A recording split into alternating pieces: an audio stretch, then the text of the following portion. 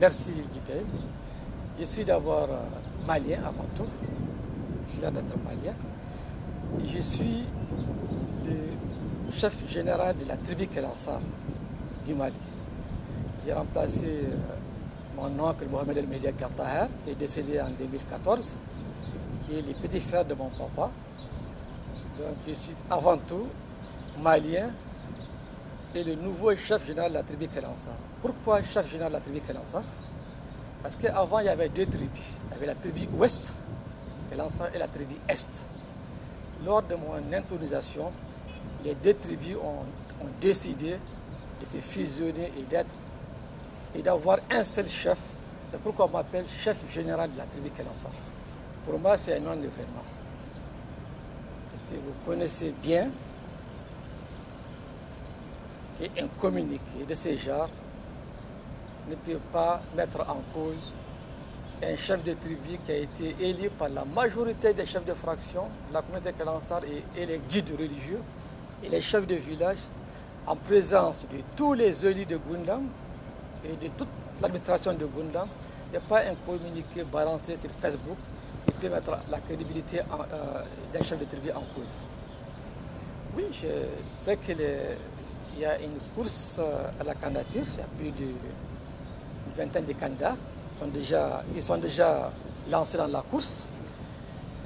Je sais que les autorités maliennes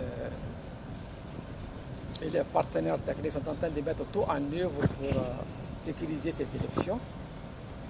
Et je fais confiance à mon pays. Je sais que les élections vont se dérouler en toute quiétude. Je pense que moi, je suis optimiste pour les élections présidentielles. Et à Gundam, il y a moins de problèmes aujourd'hui parce qu'il y a moins d'attaques, il y a moins de conflits intercommunautaires. Et ça, c'est grâce aux autorités maliennes et aux chefs coutumiers qui sont donné la main, qui ont sorti la zone, ils ont organisé des caravanes, des rencontres intercommunautaires. C'est le résultat de ces rencontres qui a stabilisé Gundam aujourd'hui. Je pense que les élections présidentielles vont se tenir dans toute quiétude. La tribu Kelansar et ses alliés, ça je tiens à vous le préciser, la tribu Kelansar n'est pas seulement composée des Kelansar. La tribu Kelansar est composée d'autres communautés à peu près à 80%. Ce qui compose la grande tribu Kelansar et Ali.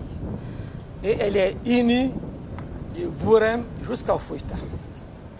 Et ça, c'est grâce aux œuvres du nouveau chef de la tribu Kelansar qui est parti au camp de réfugiés d'Embara en 2014-15, qui est parti à Larnab, qui est parti à Gargando, qui est parti à Razelma, qui est parti à Faraj, qui est parti à Gundam, à Tombouctou, jusqu'à Zarho pour essayer de mettre les communautés ensemble et éviter les conflits intercommunautaires.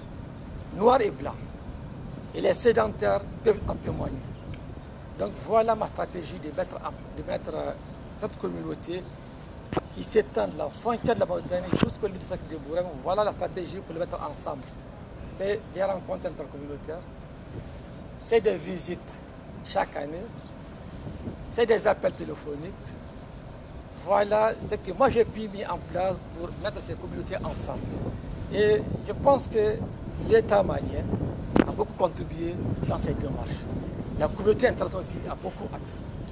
Et c'est pourquoi je demande aussi un appui à la plateforme DR3S, cette plateforme qui est vraiment spécialisée dans les forums, tout ça, dans les forums, rencontres intercommunautaires. Le renforcement de capacités, c'est le renforcement des capacités, la prévention des crises. De nous aider, d'apporter son appui pour cette communauté qui s'étend de la frontière de la Mauritanie jusqu'au cercle de Bourem. C'est à l'État de s'impliquer. L'État sait qui peut intervenir. Quelle est la communauté la plus indiquée pour intervenir dans les forums, dans les forats et autres.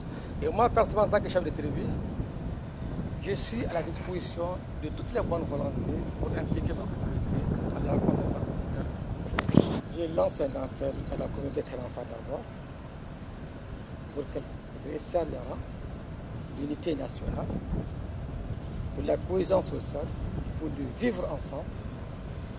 Et je lance un appel aux autorités maliennes et à tous les Maliens pour une application intégrale de l'accord.